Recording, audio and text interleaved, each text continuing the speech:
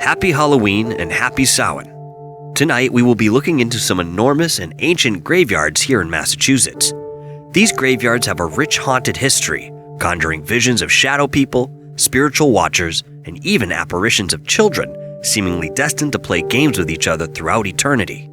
Cemeteries are certainly an archetype for the paranormal world, and this is one major reason we continue to revisit these locations. So my first impression stepping into this graveyard, I feel a bit dizzy, certainly ungrounded, and tired, which is new. Maybe it's the energy being drained out of me. Maybe there's something going on in my auric field just walking through this place, but I feel drained. It's not the most pleasant experience, and couple that with being ungrounded and feeling the way I am in this space, it's certainly curious. And as an observation, this is my first thought upon entering Pine Grove Cemetery here in Spencer, Massachusetts. Many people throughout decades have witnessed some type of paranormal activity in Pine Grove Cemetery in Massachusetts. Whispered figures dart between headstones, moans can be heard from different quarters of the graveyard, and investigational enthusiasts have captured EVPs. As I was walking around filming, wouldn't you know I happened to capture yet another EVP? This time it sounds like the male voice is saying, "You snoozin'," but it's really difficult to determine.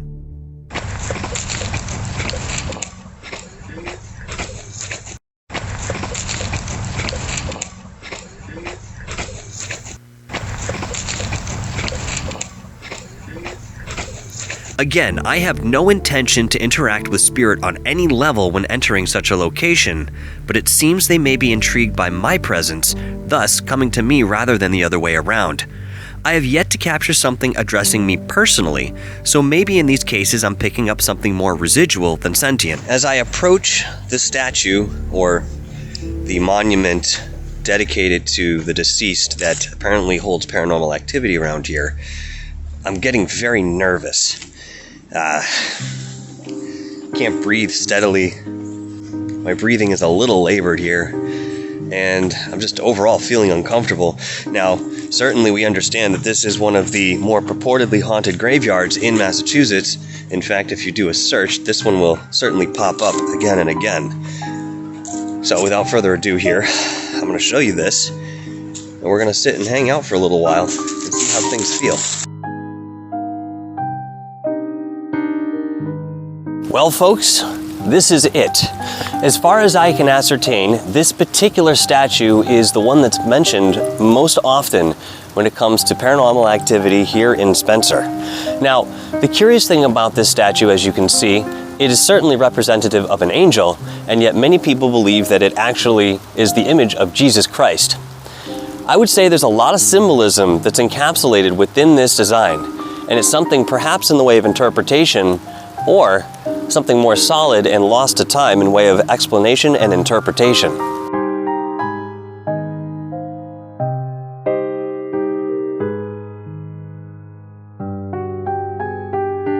One of the things that I will allow myself to do is when I start rolling, I'm not asking questions directly to whatever energy may be present here.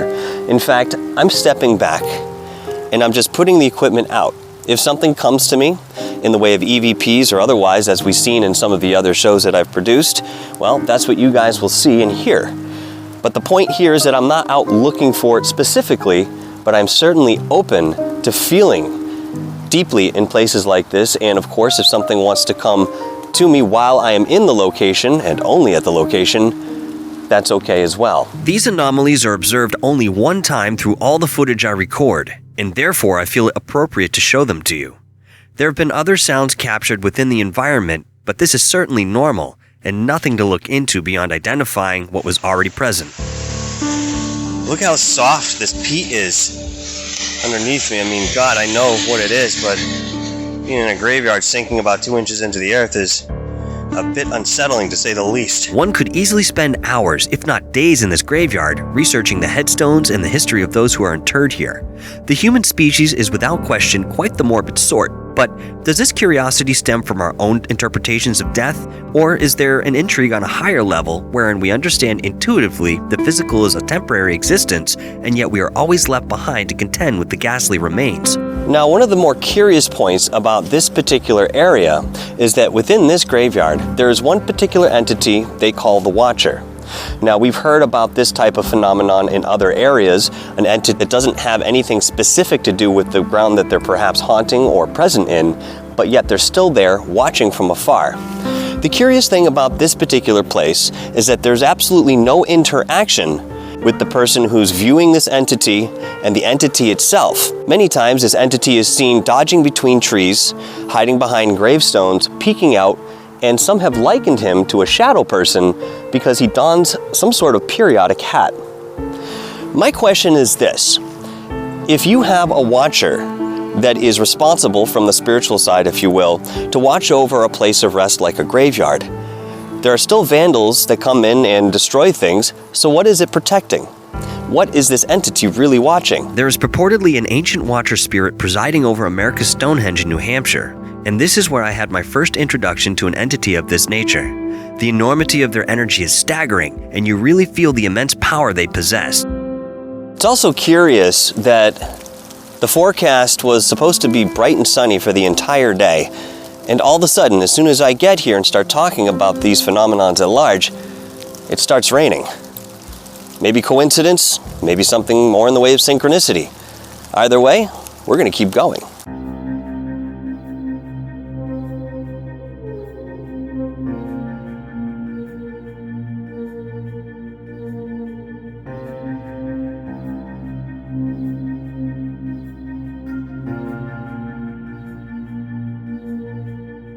Have you ever had the feeling that you might have spent too much time in one place or perhaps outstayed your welcome? Yeah, well, that came really quickly here. So it's time to move forward. Occasionally, I'll feel an intense pressure within these locations urging me in my interpretation to move on. Whether this is true or not in way of energy, I feel it nonetheless. This place is so unbelievably dense in way of gravestones, it's unreal.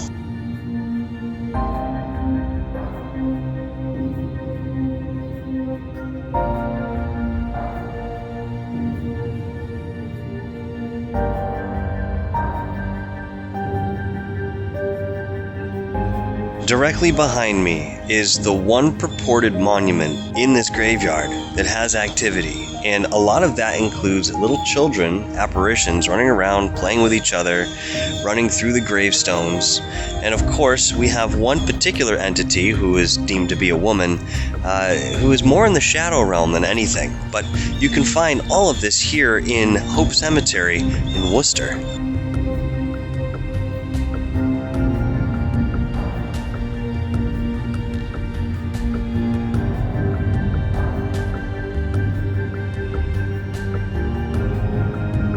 Now, one of the curious things I find about this spot here as I'm standing is that I am getting lightheaded. I almost feel like I just took something illicit, in a sense, if you will, although I haven't. Just standing in this spot, I'm starting to feel completely out of balance, almost like I want to sit down. So I wasn't feeling like that a moment ago when I stepped out of my car, walking up to this particular area. So what does that mean? And is this something that can be repeated? If I tell you where this is exactly in the graveyard, can you come here as well and have the same experience? I would love nothing more than to have someone else corroborate the feelings and experiences I have when working out on location. Of course, I am following up on what people have reported in way of anomalous activity, but to hear of another coming to the site only to feel exactly what I felt would be incredible. Using our bodies as guides, we can at least detect the most subtle changes in energy. Now, naming them is another story entirely.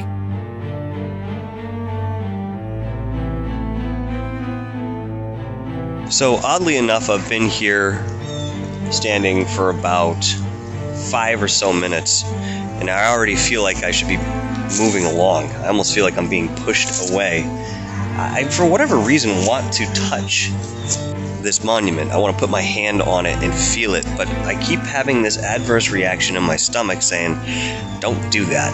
And I don't know why. Can't get an answer, but there is some sort of imminent danger perhaps in doing this. And of course my own experiences. With that, I'm not going to test the waters because I know how rough they can get. As tempted as I am to reach out to spirit and connect on some conscious level, my experiences have taught me a very different outcome than what I would desire. I'll continue to be a passive observer, documenting these areas of interest and presenting any evidence as it comes forward. Once again, happy Halloween and happy Samhain. Thank you all for joining us tonight on Dark Hour Paranormal. Until next time, stay inquisitive, stay objective, and stay vigilant in pursuit of the truth within this beautifully nebulous field.